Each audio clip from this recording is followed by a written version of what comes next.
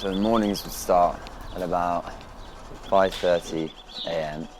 and if you weren't up by 6, then breakfast was in serious jeopardy. Not as sturdy as they once were.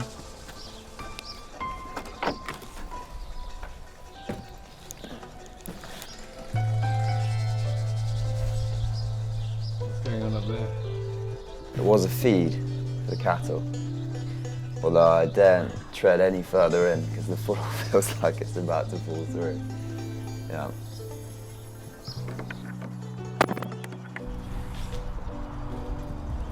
One of my main concerns when starting this was how my gramps would react to hearing that I was making vegan cheese, because yeah, it just kind of felt like a betrayal of everything he'd done here.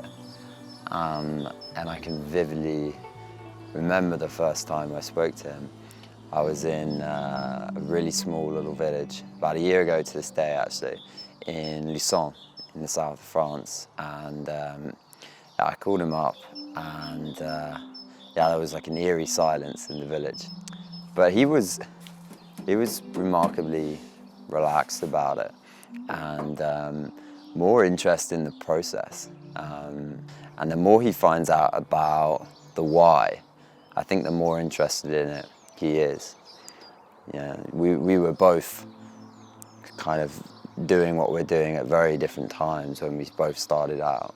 So it's very situation based, and I really think that if he was in my shoes now, just based off why he started farming, which was to feed a nation after the Second World War, and why I'm doing it now, which is to kind of tackle what is arguably the biggest issue facing us, which is the future of the planet. And the biggest contributor to that is animal agriculture. And I think he's a pretty pragmatic man, and he would see what I see and would want to do something about it, I think. Yeah. And hey, I can't speak entirely for him, but that's what I feel. Yeah.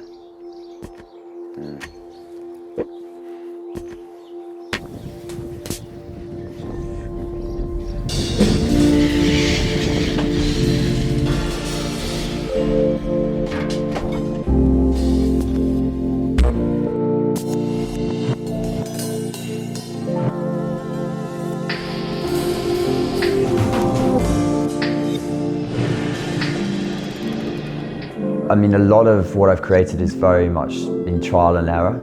That first period was so important to me, just getting familiar with the process of cheese making.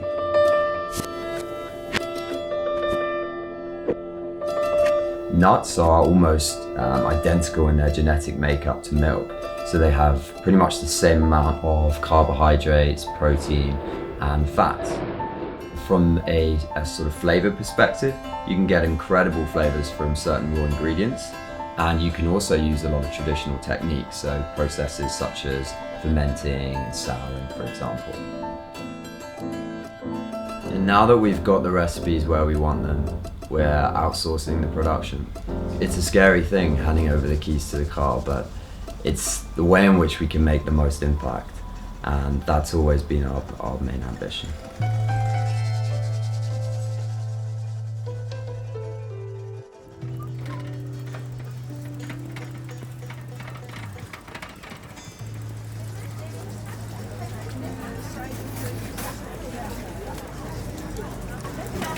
Everything one chap or chapess could ever wish for is sold on this market. Except for plant-based cheese at the moment. Because we don't still. Maybe over that.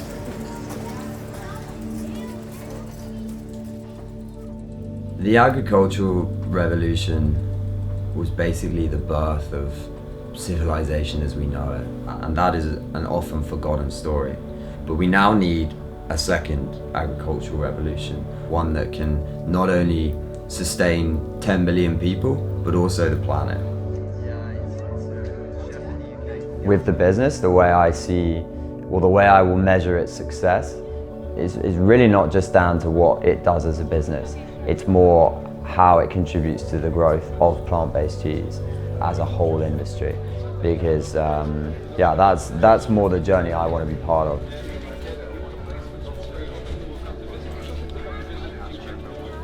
So we start with the ricotta. This is the lightest and the creamiest of the three. So yeah, macadamia nuts, oat milk, oat cream, and a bit of lemon salt brings the flavour through. There's not a strong flavour, it's perfect for pizza pasta. It's more of like a compliment. That looks nice. The population on the land was enormous in the old days. Yes. Yeah. And enormous in the little villages. Yeah. A lot of farms in Devon were rented. They can make the farm pay if they're young enough to work it. Yeah. And when they get older, it's not so easy. And so a lot of farmers can't afford, in my era, from the 70s on, they can't afford to retire. Because what they sell, having sold the tractor and the few cattle, the sheep or the grain bin or whatever it was they were farming with, the machinery, won't buy them a cottage. Yeah. That's why a lot of farmers are pottering on in their old age.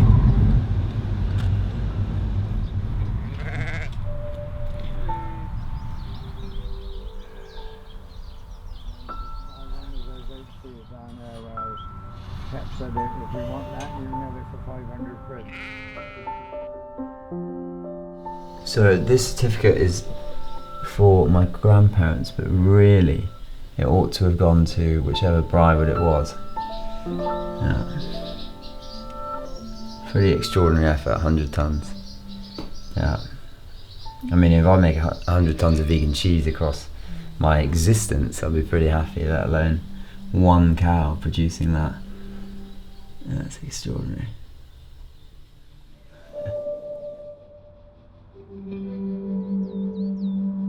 We like to group everything, don't we, as human beings, and we now think that all livestock is put behind bars, and we think that all of our animals are pumped full of all sorts of awful antibiotics, and unfortunately the truth is that a lot are, a lot more than are not are. But there is still a place for this kind of farming. Animals can have a really positive impact on the land that they're reared in. By having animals on the ground, it really stimulates the growth of lots of other beings. It's a case of finding a happy medium where farming goes back to being small batch and super high quality, and things like meat are had on special occasions, and we get the bulk of our diet from plant-based goods.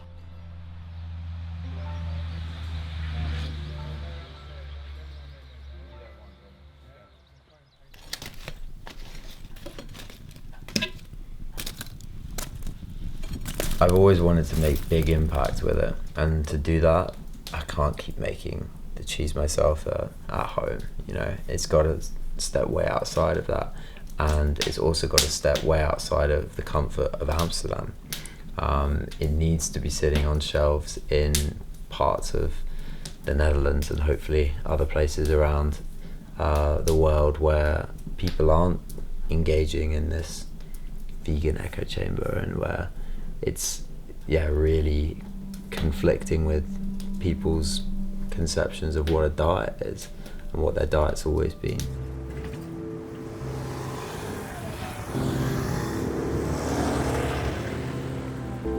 We just don't have time to sort of sit back and wait for things to change. So we all need to be looking at what we eat. We all need to be looking at the lifestyles we're leading, the companies that we're buying products from, the type of companies we're working for, and if we're not happy about that, we need to tell them. As individuals, we can play massive roles. And yeah, I certainly plan on making inroads with what I'm doing as soon as possible. I hope already am.